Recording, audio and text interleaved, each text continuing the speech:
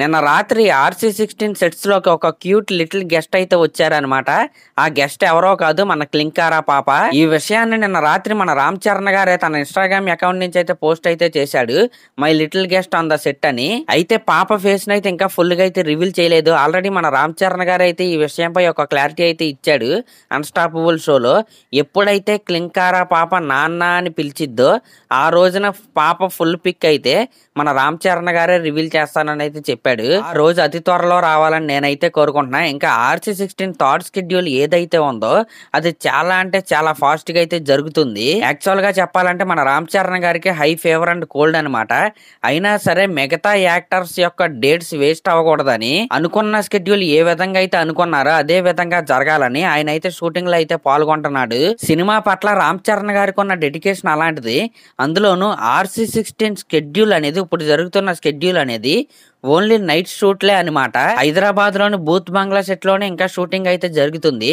అయితే ఈ RC16 సినిమాని వీలైనంత త్వరగా పూర్తి చేయడానికే వీళ్ళందరూ కంకణం అయితే కట్టుకున్నారు. ఇప్పుడు ఎలా అయితే అనుకున్న విధంగా ప్రతి షెడ్యూల్ జరుగుతుందో అదే విధంగా షూటింగ్ గనక జరిగితే ఈ సంవత్సరమే మన RC16 సినిమాని అయితే చూడగలం. ఇప్పుడు జరుగుతున్న షెడ్యూల్లో మెయిన్ యాక్టర్స్ మధ్య కొన్ని క్రూషియల్ సీక్వెన్సెస్ అయితే తీస్తున్నారు. ఇంక ఇది పక్కన పెడితే ఉపాసన గారు మరొకసారి తనలో ఉన్న హెల్పింగ్ నేచర్ అయితే బయట పెట్టారు. మన రాష్ట్ర డిప్యూటీ సీఎం అయిన పవన్ కళ్యాణ్ గారి నియోజకవర్గం అయిన పిఠాపురంలో అపోలో ఫౌండేషన్ ద్వారా మోడల్ అంగన్వాడీస్ అయితే ఆవిడైతే స్టార్ట్ చేయబోతున్నారు.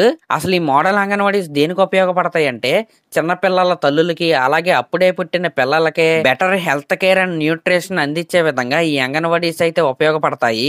ఇది 1000 రోజుల ప్రోగ్రామ్ అనమాట. అసలు ఈ ప్రోగ్రామ్ లో ఏం నేర్పిస్తారంటే అప్పుడే పుట్టిన పిల్లల్ని లేకపోతే చిన్న పిల్లల్ని హెల్దీగా ఎలా పెంచాలి, ఏ ఫుడ్ తింటే ఏ న్యూట్రిషన్ వస్తుంది అని తల్లులకైతే ట్రైనింగ్ కూడా ఇవ్వబోతున్నారు ఈ ప్రోగ్రామ్ లో. ఇది పవన్ కళ్యాణ్ గారి పిఠాపురం నియోజకవర్గం నుంచి అయితే స్టార్ట్ అయ్యి ఇంకా 109 అంగన్వాడీస్ అయితే వీళ్ళైతే రెనోవేట్ అయితే చేయబోతున్నారు. ఖచ్చితంగా ఈ ప్రోగ్రాం అందరికీ ఉపయోగపడాలని నేనైతే కోరుకుంటున్నా.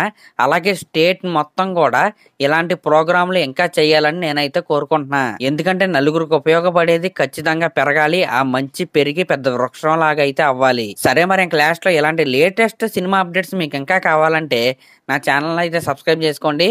అలాగే ఒక కామెంట్ అయితే చేయండి. Thank you.